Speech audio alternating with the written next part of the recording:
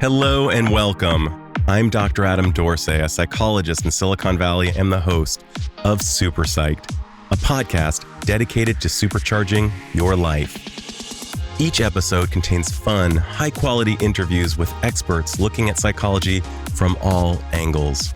Super Psyched is your tool to get more of what you want in your life and less of what you don't. Anyone familiar with my work knows I care a lot about friendship and relationships.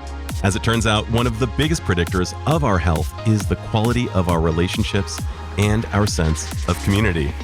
Sadly, for many of us, our sense of community is on the low end these days. Historically, we tended to grow up in a community, we settled down in that community, and we had generations of our offspring in that same community. These days, many of us are living far away from where we grew up, and it's not uncommon to have moved several times in between. All of that movement, paired with the busyness of modern life, can place a strain on relationships and community. Since community is so important to our happiness and overall health, how can we create it? Fortunately, I know just the guy to ask. John Levy is a behavioral scientist specializing in human connection, trust, and influence. He is the author of the New York Times bestseller, You're Invited, The Art and Science of Connection, Trust, and Belonging. It is a book I enjoyed so much, I listened to it twice. He's also the founder of Influencers, the secret dining experience and private community of over 2,500 industry leaders, including Nobel laureates, Olympians, celebrities, executives, royalty, and more. As you will hear, I loved geeking out with John about community, why it's important, and how to create it. We also hit on various scientific studies that impact how we live and life hacks to increase the likelihood of living better. Oh yeah, and you'll also hear us reference the Dunning-Kruger effect, a cognitive bias that causes people to overestimate their perception of their abilities relative to their actual abilities. I don't think I explained what it was, but I'm doing so now so you can listen for it. So listen in as John and I talk about creating communities to improve the quality and possibly the length of our lives. John Levy, welcome to Super Psyched. Well, thank you. I'm really excited to be here. I just got to hear your TED Talk, and it's nice to find somebody who cares about people at least as much as I do, if not more. Well, thank you so much. I love your work so much, and I love your mission. And I told you offline that the only problem I had with your book was that I didn't write it myself. It's so good. It's exactly the book that I wish I had written. You care about things that are so important in this time, and you are putting that care into action, creating community, trying to help people with the things that matter most during and at the end of our lives, our relationships.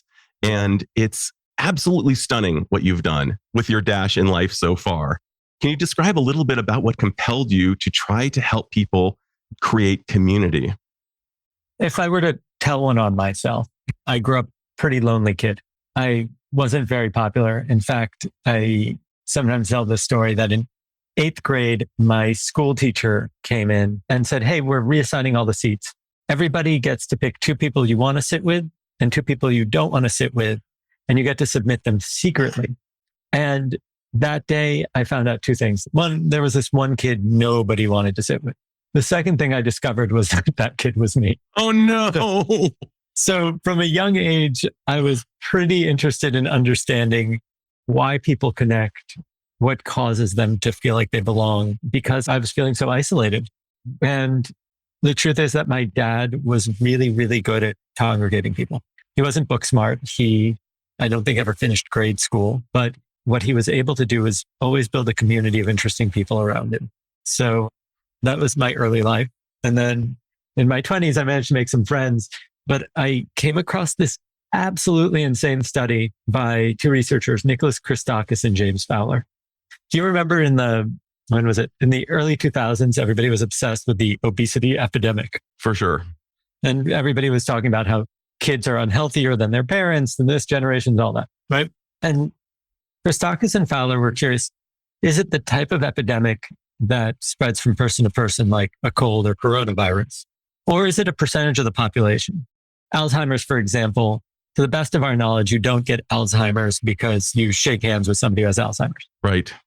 And what they found was absolutely startling. We're used to thinking of obesity as something that has to do with an individual's genetics, maybe self-control, all these kinds of things. But what they found was that if your friends are obese, your chances increase by 45%. Your friends who do not know them have a 20% increased chance, and their friends have a 5% increased chance. So 3 degrees out, which means out of your friends are affected by your weight. So the 6 degrees of Kevin Bacon is 3 degrees with regard to obesity. It's unbelievable if you think about the ripple effect. And this is like not to shame body weight or whatever. It's also true for happiness, marriage and divorce rates, smoking habits, voting habits. There was recently a study that just came out that found that your friends during your formative years, which group of people that you grow up around when you're, I guess, probably in your pre-10 and soon after, is a fantastic predictor of future earnings. 3 decades later, we'll know how much you earn based on the friends you had when you were like 10 years old or 12 years old. And so I got really curious. And you talk about this. Who am I surrounding myself with? And you actually even brought this up in your talk. If you're spending more time selecting your car than your friends, then there's probably an issue because one of those will have a bigger impact on your life. I thought that was really smart. Thank you. So that's kind of what the origins of everything I do are. It's just this kind of crazy study. So I got curious then if I wanted to live a healthy, successful life, maybe instead of beating myself up for not waking up and going to the gym at 6 a.m., maybe if I just had some friends who are athletes, I'd actually exercise. Yeah. Maybe with this mammalian brain of ours that does that monkey see, monkey do thing, maybe you would actually begin to become more like the people with whom you surround yourself. And I find myself going back in time too. I remember transferring in second grade, a really just a sensitive age, 7 years old, from a tiny private school to the local public school.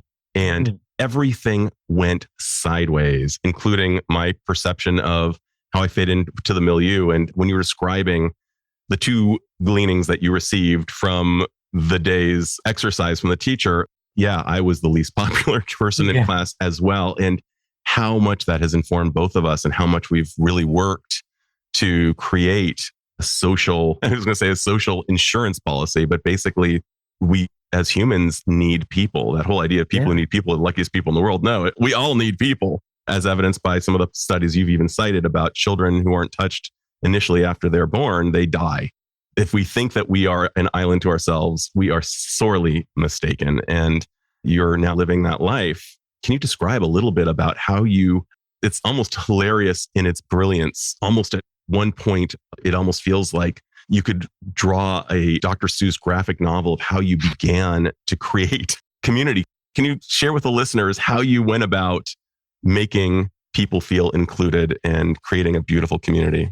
So I think it would be helpful to understand that probably one of the biggest reasons I was so unpopular as a kid was that I was really geeky. And now you can be into like comic books and video games and computers and be cool. There's like .com billionaires and everybody carries a computer in their pocket. Back in the 80s, like the loser kids were the ones that were into computers. And so that was me. And so I, of course, figured I'm geeky. I'm going to lean into my geekiness. If I have a problem, I'm going to turn to science for the answer. And so... Right. Science will save me. Yeah. Of course, in no childhood movie does science ever save. It's not like, oh, the geeky kid in a rom-com turned out to be because of science becoming popular. But the funny thing was that I started interviewing people and trying to understand the lives of highly influential people. I wanted to understand what their social pressures are. Because as a 28-year-old, I was good at my work, but nobody cared. I was overweight. I was underemployed. Life wasn't remarkable. And so I wanted to understand what would cause really remarkable people to actually interact with me. And from the insights I gleaned, I created a secret dining experience. 12 people were invited. They're not allowed to talk about what they do or actually even give their last name. And often celebrities will actually go by their middle name, which funnily causes people not to recognize them. And so Malcolm Gladwell would go by. You wouldn't recognize Malcolm Gladwell with, wow. Yeah. He would just go by his middle name and people would be like, oh, must be someone else. Like a couple of people recognized him, but if you went by Malcolm, everybody would have. And so we had Deepak Chopra go by his middle name. Nobody recognized him. The best. Isn't that awesome? And we keep doing that. Trevor Noah, same thing. Trevor Noah. Priyanka Chopra, like just you name it. They've been through the dinners, but people don't recognize them. Bill Nye. Science guy. Yeah. Yeah. So they're not allowed to talk about what they do or give their last name. They'll cook dinner together. And when they sit down to eat, they get to guess what everybody else does. And they find out that it's all these fancy people, Nobel laureates. You might have former guests of yours, probably like Dan Kahneman, Eric Kandel, tons and tons of scientists and celebrities and Grammy Award winner and Oscar winners and you name it. I can only hope AJ's been at least one of these. Yeah. He's okay. That's he's good. a good friend. He's come to a few. He's the best. And as a result, they bond really deeply and it develops into more of a community. So I've hosted over 2,500 guests, 266 dinners in 11 cities in 4 countries. I go to every single one of them. The dinners are completely free. And for those of you listening who are like, oh, but I don't have a fancy place to host it or I can't afford expensive food. When I started, first of all, I did not have a nice place to host it. And the food that we make is terrible. It's 12 people who don't know how to cook, cooking.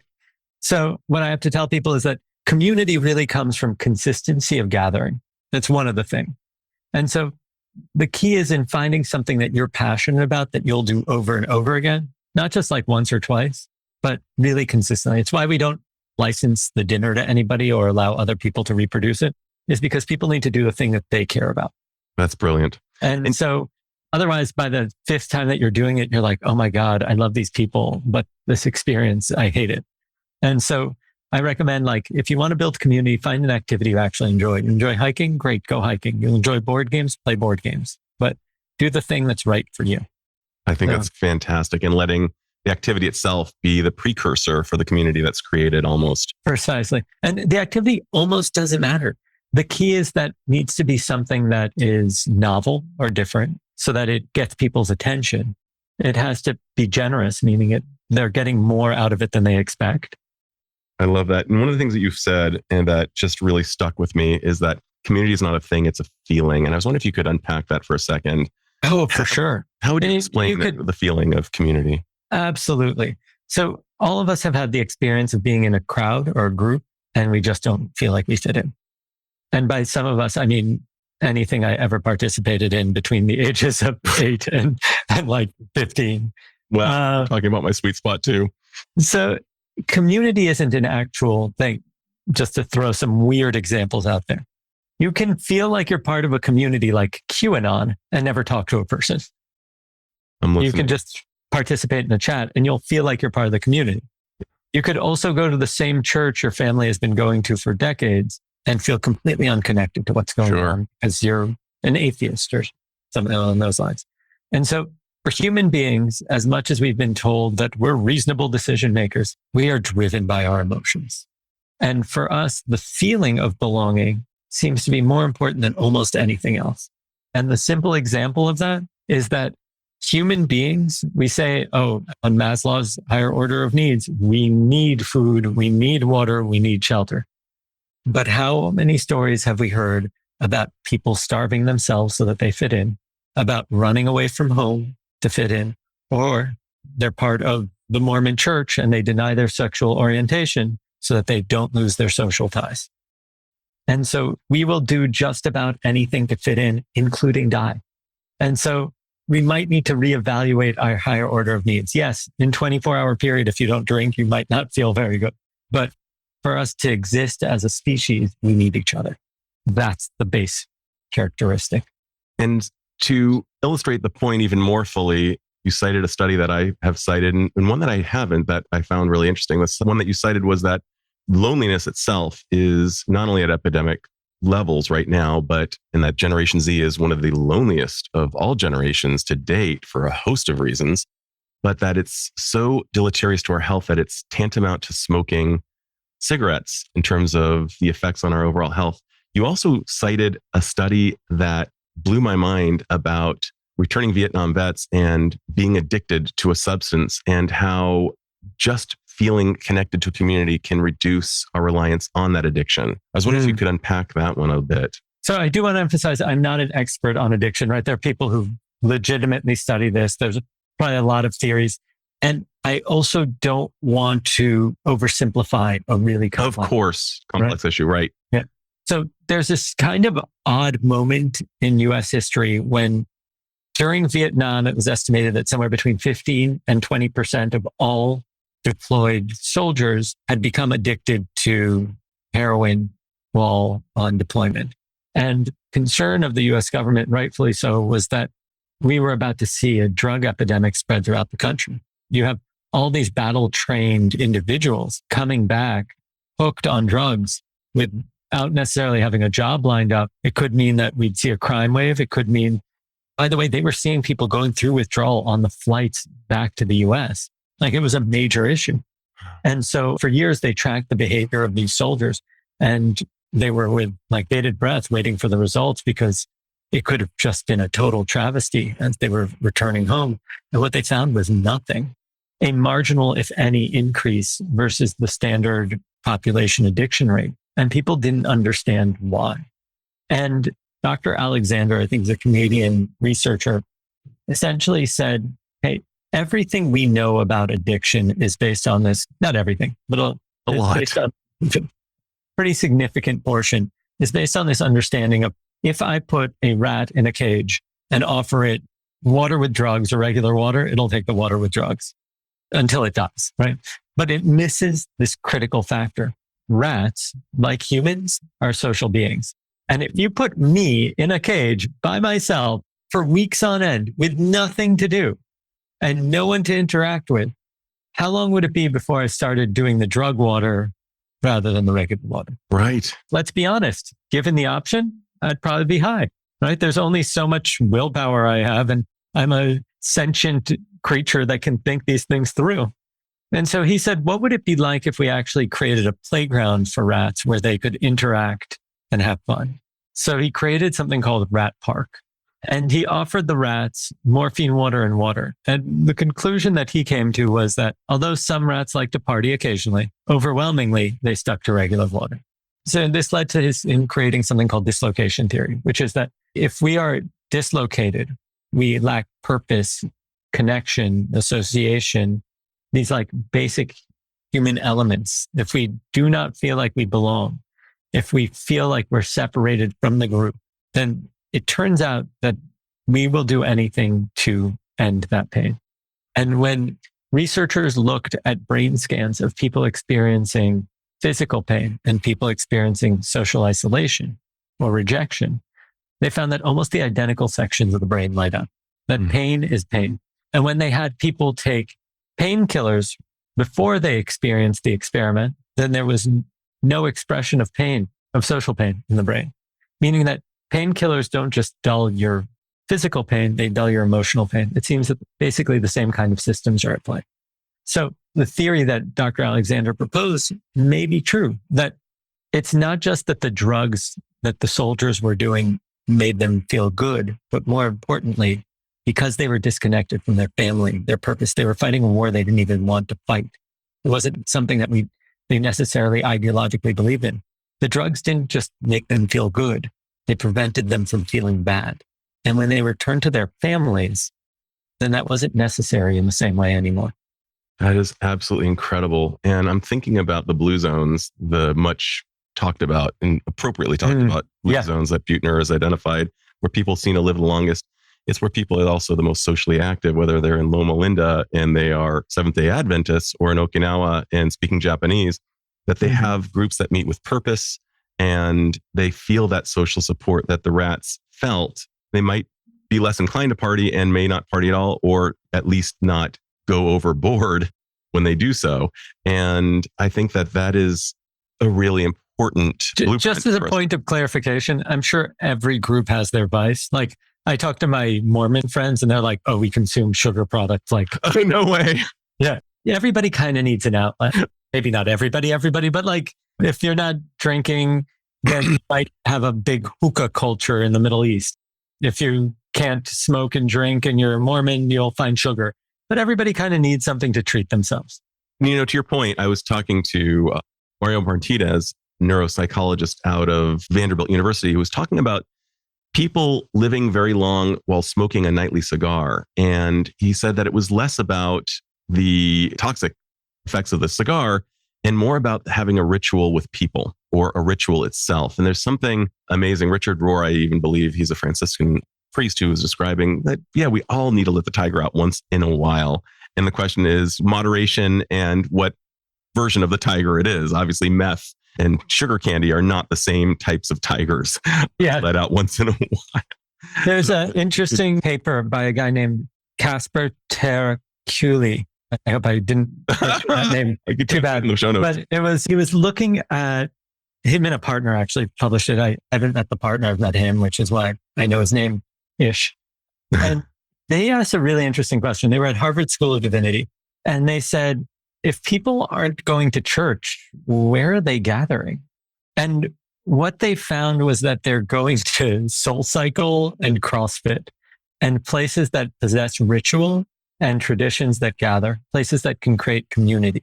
And I think that community-based organizations, especially ones with fees these days, are kind of growing. So you look at like a Soho House or like private clubs, like they're on the rise, at least across New York, like nobody's business, whether it's a sports angle or a business angle or whatever it is, health and fitness. Everybody's now, I think, looking for a place to connect and gather.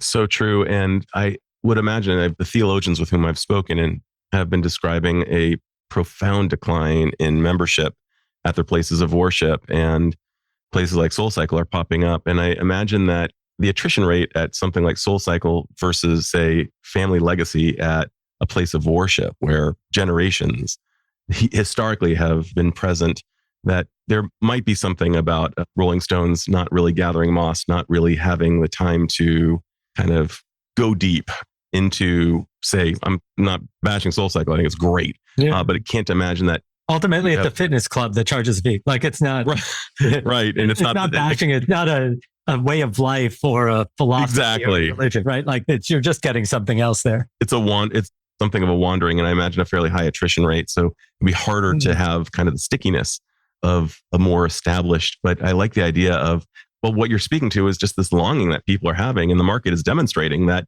yeah, you can open up a community, so to speak, and make it profitable because people will pay for it. They want it so badly. Oh, yeah. It's pretty profound. I bet if I charged, people would pay. I just have no desire to charge. And yet you don't charge, but you do something else that I want to talk about. And that is you have them invest in what you refer to as the IKEA effect.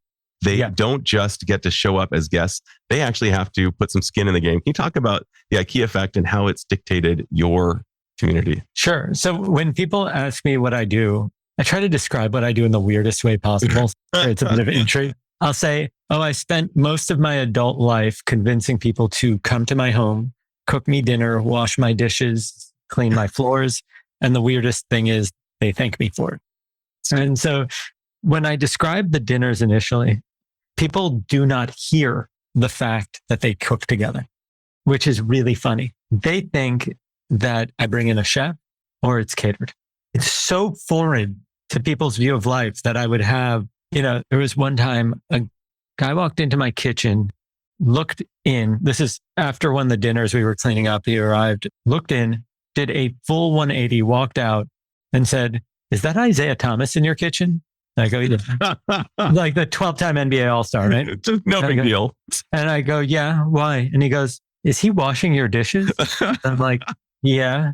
And he goes, "Why?" And I go, "Because at the time I didn't have a dishwasher." I'm like, "I don't have a dishwasher."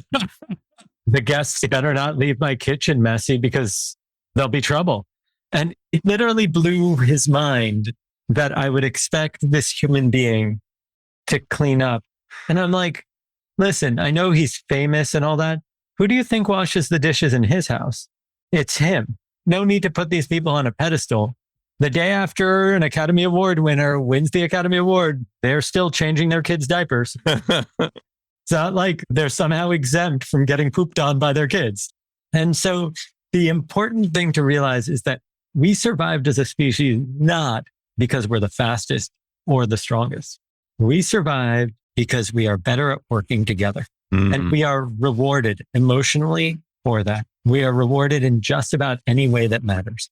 And so by having the guests cook together, we trigger something called the IKEA effect, which states that you care more about your IKEA furniture because you have to assemble. Now, could I afford to have a chef come and do it? Maybe. Would it be special? Possibly, right? Like a lot of fancy people get a lot of meals cooked for them by fancy people. But what's really special is that when you have an activity to do with somebody, then it stops being an awkward interview. The activity carries a lot of the weight of the social interaction. And as a byproduct, you bond much faster. So if I put you in front of a random stranger to start talking, maybe you'll be able to have a conversation. But if you're a bit shy or introverted, it might be difficult. If I say, Adam, I need you two to go carry this table to the other side of the building or my apartment or whatever, suddenly that joint effort, you can either stay quiet or you can be like, oh, hey, how do you know John? And it's natural as part of it. And there are natural pauses and interruptions and being like, oh, pivot, in the hallway as you needed to rotate something. But that's how human beings functioned. And it seems odd that we expect somehow it would be natural for us to, I don't know, sit directly across from each other with a notepad and ask questions. And listener, what you can't see right now is that John is being rather intense and almost interrogating in his physical proximity, even via Zoom. Well, more about yourself. Yes, that's how natural. Yeah, we've got thousands of years of working side by side directed towards a project while communicating. Yeah, it could be hunting, it could be gathering, it could be child rearing, it could be building a house, it could be anything. Here's a perfect example, at least in my mind. You look at the Amish, right? That's exactly where my brain went, by the way. Was it? For sure. Yeah. 100%. You and I were thinking the same thing. And so the Amish, apologize if I don't get this exactly right, because I mostly know it from pop culture. I know. The Amish have a tradition known as Rumspringer, which is when a child reaches their specific teenage year, they leave the religion. So this is a population, and Amish vary. There are some that don't use electricity that live in rural areas, some that do, but keep things really simple. But they leave this very formal religious structure and they enter society or Western society or more traditional Western society. And they start drinking and partying and doing drugs and going crazy and doing all the things.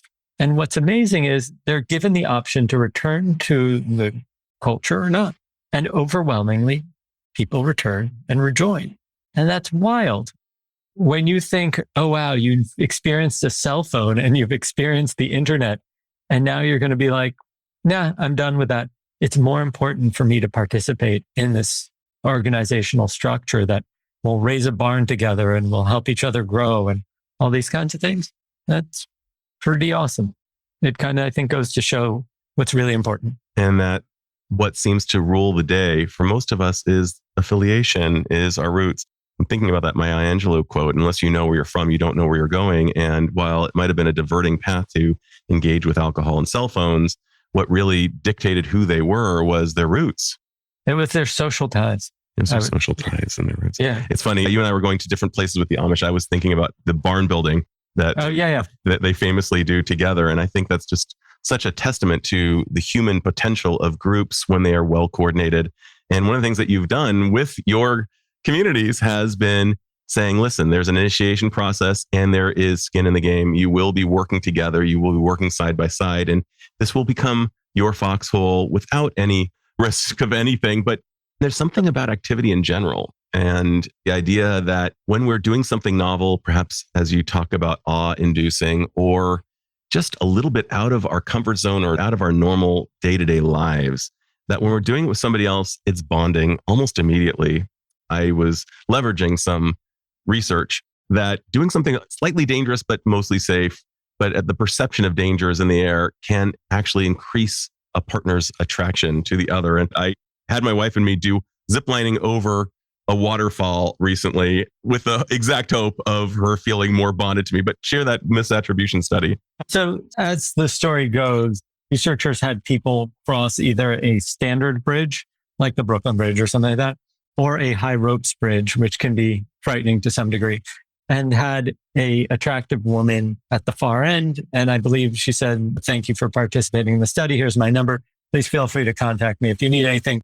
And a disproportionate number of men asked her out when they crossed the high ropes bridge than when they crossed the regular bridge. And the belief was that they confused the sense of exhilaration. They misattributed their higher state of arousal for attraction, and as a byproduct, reached out to her. And I would think that people are more aroused, so to speak. I'm not speaking sexually, when they are doing something. Feel free to speak sexually. I mean, no. With that? Perhaps sexually as well, right? It doesn't preclude it, but I wasn't speaking specifically to it. When they are active and not just sitting and not just being catered to, but when they are actually doing something that our brains have been wired to do for thousands of years, which is feeding and cleaning and things like that. And that is so brilliant. And I love how tongue-in-cheek you are about saying, yeah, they basically make me dinner and wash my dishes and they thank me for it. I think that's both hilarious and brilliant leveraging of what really makes us happy and feel connected. Yeah, Scott Galloway had that book, The Algebra of Happiness. And his equation essentially at the end of the day was happiness is love. It's the ability to connect and have meaningful relationships. Everything else, like every study after study, whether it's a Brigham Young study on longevity, found that the greatest predictors from like bottom to top are, what is it? Exercise, getting your flu shot, quitting drinking, quitting smoking. Number 2 is strong social ties. Number 1 is something called social integration. It's the number of people you come in contact with. Essentially, you're part of a community. So like you are better off being a smoker and having close friends than exercising every day, not smoking and being alone or something ridiculous like that. Being a lonely paragon of fitness may not lead to a long, healthy, happy life. Precisely. Now, mind you that the top predictor is actually genetics, but we can't control that currently. So maybe in a few years, once CRISPR really knocks it out of the park, we'll all be living to 100,000. But until then, right? Best bet. And if I can poke a little bit of fun, I have these friends who are like biohackers and majorly into body optimization stuff. I always laugh because they live in remote areas. They don't come in contact with many people. They exercise super intensely. They keep their diet clean, but they're so disconnected from everyone. So the additional like 3% improvement or 5% improvement that they might be able to biohack is lost out by far by the fact that they're lonely and isolated. Wow. So it's just such a funny thing. You want a really great biohack? Call up a friend and take a walk. You want an incredible productivity booster? Call a friend when you're anxious. Be in touch with somebody you haven't spoken to since high school. That's what's going to make the difference. Not like that kale cleanse that doesn't actually do anything. Or going to the sauna because you think you'll sweat something out. You don't sweat anything out. Your kidneys clean your body and your liver. Not like sweating stuff out doesn't actually work. But maybe doing it with a friend and talking might be good. Yeah, absolutely. Listen, going to a sauna has great metabolic benefits. You're just not sweating anything out. That's so interesting. Yeah. And listen, I'm not saying that everybody has to be around people all the time. Certain people are more introverted. They need their alone time, 100%. But that's no excuse for loneliness. Don't confuse loneliness and time alone. Solitude. Yeah. And also don't confuse loneliness and aloneness. Aloneness is that desire when you want to be alone because you've been locked in your house during a pandemic with the same 5 people for too long. Right. And you don't have any time alone. So yeah, there's a flip side to it for sure. Yeah. So recharging through aloneness is a crucial life skill, and actually enjoying our solitude is especially for extroverts. I trended toward extroversion and I had trouble learning how to enjoy my alone time. And now that I've learned that skill, oh my God, I love being alone and I find it incredibly recharging. And then I find myself far more available to be present with others when that time comes as well. But to your point, like just living off the grid away and developing all these life hacks that are, according to the metrics, very good in theory, it turns out that given how social we are, we still need that connectivity and that our best maneuver. I think you nailed it, is being connected to somebody, calling somebody saying, hey, just called to say I love you. How are you doing? Yeah. Oftentimes when I call a friend, by the way, they're kind of blown away. They're like, well, what's the agenda going to be? And I'm like, no agenda. I'm just saying, hey. Yeah. I think we've kind of gotten stuck into this like 25 to 30-minute Zoom calls that lock us in, and we have to have something to be productive. There's also like this invasive hustle culture that like any minute, I'm not working, I'm not being productive. Listen, I will tell anybody that all of my success in my adult life, not everything, but a very large portion of it has come from just investing time into people. There's networking events in my mind suck. They don't actually work. If you look at the research, the average person just feels anxiety and dread about them.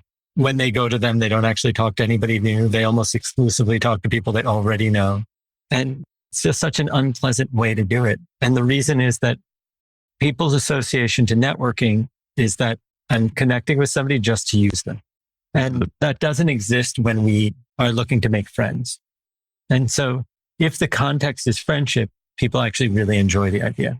If they think, oh God, I have to talk to some stranger, it's going to be super awkward. I'm going to talk to the wrong person.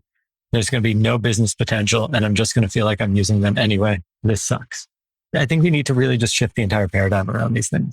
How do we include as many people into our social structures as possible and make sure that those relationships are healthy? And you're doing this with a fairly heterogeneous group, even if they all share a common point of being high achievers.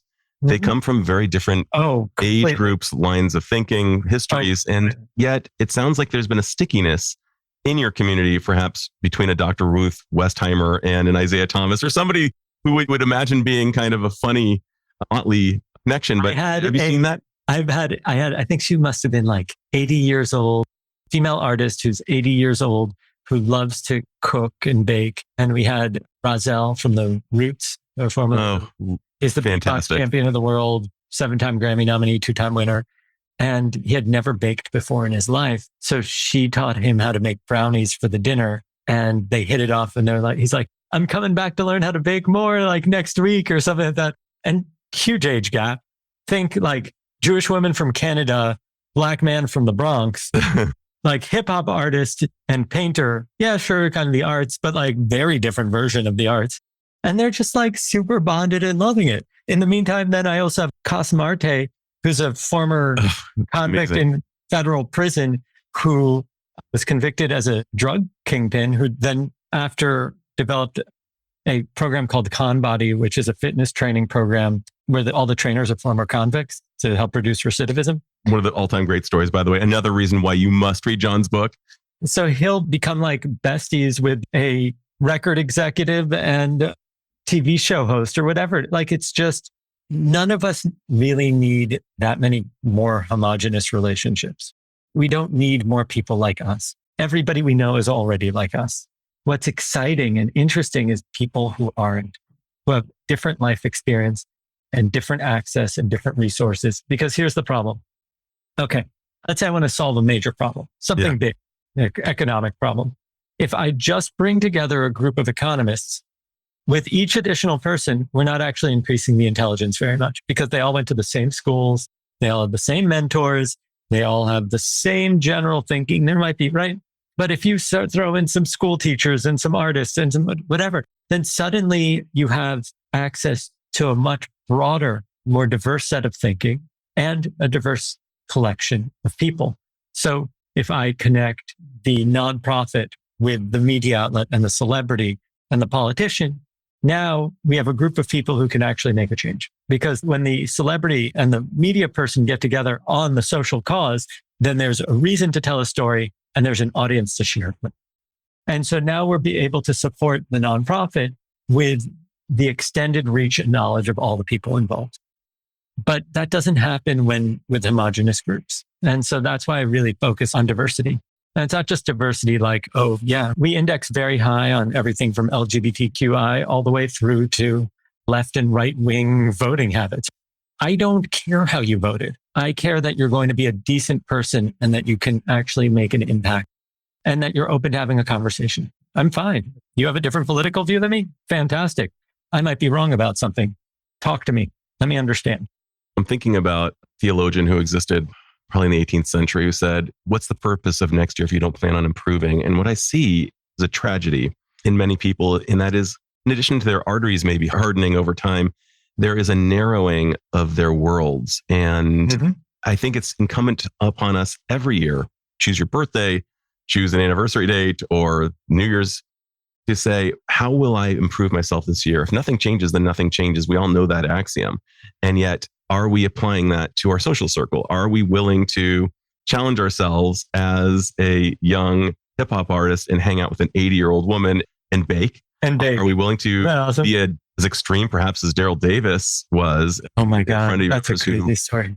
Yeah, an African-American musician who befriended somebody from a clan and got the Klansman to throw out his robe over time. Oh no, it's even crazier than that. He then repeated it another 200 times and had over 200 white supremacists and Klan members leave their organizations. Talk about bravery combined with probably a small amount of insanity. But I don't know what it's like to walk a day in that man's shoes, but that is just terrifying in my mind. Yeah, that's crazy. It's one of the all-time greatest stories. And you so beautifully captured a moment where he was having a conversation with a former racist saying that he had latent killer tendencies. And he basically just abuses this man of this entire premise of why they were enemies. And anyway, it's so good. Again, high endorsement for your book. It includes so much. You are an adventurer by nature. You are a man who has sought novelty and awe in your life. You've been to all 7 continents.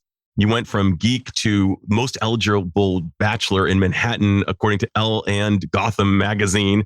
You've seen a lot of the world. You've even got a tattoo, which I'm going to ask you about in a little bit because it looks like it's something relative to time, but I can't quite. 2 a.m. Here and now. It's a clock that says 2 a.m. It says 2 a.m. It's like your book. So let's talk about you as an adventurous soul, as someone who met his wife in an airport, who's been to 7 continents again, including Antarctica, which blows my mind. Could you just give a little background on that part of your existence? Oh, for sure. So in my early 30s, I was curious if I could convince a publishing company to pay for me going on adventures. I pitched a book called The 2 a.m. Principle, which is that nothing good happens after 2 a.m. except the most epic experiences of our life. And EPIC actually stands for Establish, Push Boundaries, Increase, Continue, which is the 4 stages that every adventure goes through. You re-articulate EPIC? Establish, where you put the right elements in place, like the right group of people, the right location. Like in Lord of the Rings, you've got somebody with a hammer, somebody with a bow and arrow. Exactly. Okay, got it. But also there's research that when you're in a new location, you behave differently than when you're for sure. back home. And when you have constraints, then you become more creative, like all these kind of different factors that you want to put into place. And then as I defined an adventure is an experience that is exciting and remarkable, like it's worth talking about. It possesses adversity and or risk. And here's the important part, preferably perceived risk, because you don't actually have to put yourself in immense physical peril to experience adventure. You can just have the impression of peril. And the third is it brings about growth. The person you are at the end of the experience is different than the person who started it. Hero's journey. And so precisely, a great adventure is really a great story. And that's because we're wired for stories and we're wired to share the experiences that we had. And so when we looked at these things, I said, oh, wow, this follows a predictable pattern. Establish, you put the right elements in place. The second is you push boundaries. You cross some kind of social, physical, or emotional boundary. You talk a stranger into letting you crash at their place for the night because you're in a foreign city and you have no place to stay. You sneak into a nightclub and make friends. There are all these kind of boundaries that exist. Third characteristic is you increase, you maximize the emotional value from the environment that you're in. You don't just leave it the way it is. You say, okay, what can we accomplish here? What would be fun and exciting? And then finally, continue. You decide if you're going to move on and loop back through the process, or you're going to say, this is where I call it, and end in style. And so I put this to the test traveling around the world. And as I was writing the book, I was at JFK Airport. And as one does, I'm on an Air Brussels flight going from JFK to Brussels to Israel to visit my family before I go on like a month-long trip. I see this very attractive woman at the gate and I strike up a conversation and she is just not having it. And she's most eligible bachelor, whatever. Yeah, precisely. It turns out she was having a terrible day. She was moving, using a taxi. The taxi got pulled over and didn't have its proper license. So she was stuck on the side of the street trying to hail another cab. It was just a mess. She barely made her flight. And then there's this like guy who thinks he's way more charming than he actually is. Dunning-Kruger in effect. Yes, exactly. And I make some headway and I said, listen, they're calling the flight. I fly a lot, so I have status. If you want, you can cut the line with me. And she's like, well, I get in trouble. I'm like, no need to worry. It's not a big deal. And so we end up at the gate on the air bridge. And when we were on the air bridge, I said something to her I had never said before to anybody. You know, you can either take your pre-assigned seat, probably sit down next to some 300-pound man, mustn't topping over the arm. No. Or you could switch your seat and sit next to me. Oh my God. And so we sat there and together she agreed. And we spent the next 8 hours on our way to Brussels talking. We slept a little and we watched some movies together. And when we had reached the layover, I said, hey, do you want to grab a drink? She's like, sure, I have some time to kill. So we ordered some drinks and I said, you know what? I'll be right back. And I disappear and I'm gone probably about 4 minutes. And when I come back, I'm holding a gold bottle of champagne from duty free. And we drink the bottle and most of our drinks and we are a train wreck. I mean, oh yeah. We were like college freshmen on spring break for the first time. We're going so hard on the first day. You know what I'm talking about? Totally. People who end up like totally sunburned and so hungover, they have to stay in the next night. For sure. And we are so drunk, we start kissing at the airport. And I'm like, hey, we should hang out again. And she goes, I'm not back for another month. I'm like, neither am I. And I think I've mentioned this pretty clearly. I'm really geeky. And so I did the only thing I could think of, which was I sent her a Google Cal invite. Totally. And she was like, what is this? Think back. This is like 7 years ago. She's like, who does this? Who uses this? I'm like, anybody who's serious in life. And she's like, whatever. And so I can't even remember if she accepted or not. She ends up getting on her plane. I get on mine. Apparently she was so drunk when she got to Moscow, she didn't know which airport she was at. It's really funny. Courtesy of you and your golden bottle. And I don't see her for another month. And then when we were hanging out, she kept talking about how overrated New York was. So I did all this research and found all the secrets of New York. And I sent her a riddle to meet me at the smallest piece of private property. And either she'd meet me there or she wouldn't figure it out and we'd never meet. She knew the time and the day. She just didn't know the place. And she Googled it, figured it out and showed up. And I took her on a guided tour of all the secrets of New York to show her that New York can be cool. And that was our first date. And now we're married and we're 4 years married. And yeah, it's been amazing. I'm totally in love with your story. And you actually cited a similar recruiting technique used by Google on a billboard saying, if you can solve this equation, we may be interested in hiring you. And you basically had her solve an equation kind of by leveraging her reluctance to embrace New York City, getting the name of that website, some type of Atlas Obscura, perhaps. Yes, I used Atlas Obscura for sure. Okay, yeah, which I know. Atlas Obscura is fantastic. If you want a tip of finding weird things when you're visiting a city, check out Atlas Obscura. It's just really great. So I love that story. And here you are. From what I can tell, it's a very happy couple based on kind of the same type of relationship approach that you embody with the IKEA effect. Anyway, it's just I'm very taken by this whole story of you and Dasha, and you just as a spokesperson for the importance of friendship and community. Just before we go, you are a person who really is a massive consumer of large quantities of behavioral data. What is one of your favorite life hacks that you've come across that has really helped you over the years? This doesn't have a formal name. I call it stacking. And it's that if I can get you to put in a little bit of effort into me, then you're more likely to see me as worthy of effort and thereby support me more. So the study came from asking for directions. And researchers had people go into the street and ask for complex directions. Overwhelmingly, they didn't get them. But then they had people go into the street and ask for the time. And once they got the time, ask for the directions, and almost everybody gave it. And so for human beings, a little bit of effort will make it a lot more likely to get that next round. And so it's counterintuitive because you're asking for more in total, but you're more likely to get everything.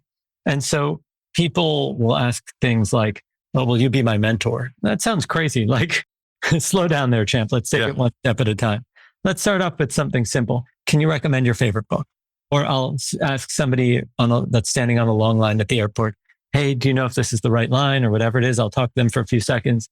I'll go away. And when I come back, if the line really is too long and I'll miss my flight if I wait on it, then I'll go back to them and say, hey, I'm sorry to bother you with this. I'm kind of embarrassed. You mind if I stand with you? Otherwise, I'm going to miss my flight. And overwhelmingly, people are pretty positive about things like that. It's really kind of refreshing. But it's because I put in that initial effort, or rather got them to put in some initial effort. That's so wonderful. We're not going to fully go into it due to time constraints, but it's kind of leveraging the Franklin effect, which is asking somebody for a favor and them taking more interest in you and perhaps even liking you as a result. And this idea of, it's funny, if you were to, I think you've probably seen Simon Sinek's talk where he talks about people trying to cut the line for make copies. And if you say why you need the help. Oh yeah, this is an old study about researchers had people go to the library at a university and try to cut the line to get copies. And if you give a reason, then they're more likely to let you make the copies than if you just say, can I cut the line?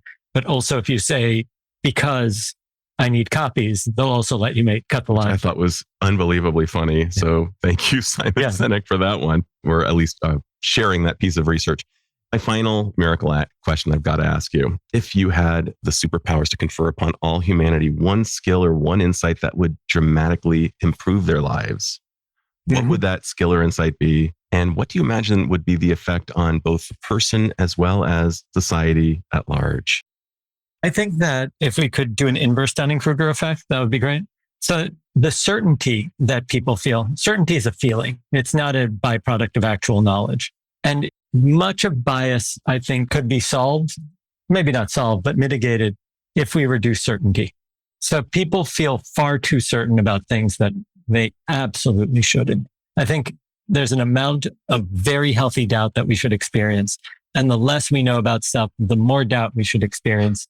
That shouldn't stop us necessarily from making decisions if we don't have complete information, because we don't always have perfect information.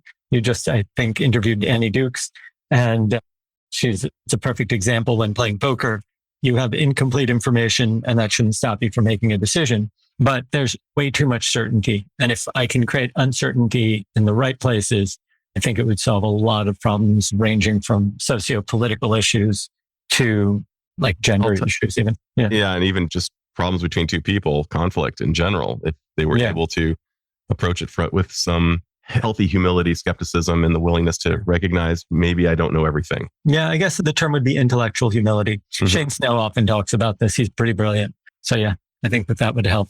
Man, you are such a brother from another mother. I'm delighted to be with you, John. Thank you so much for sharing your wisdom with my listeners. I'm all butterflies about this episode. Adam, that's super, super sweet. Thank you for having me on. Oh, it's the best.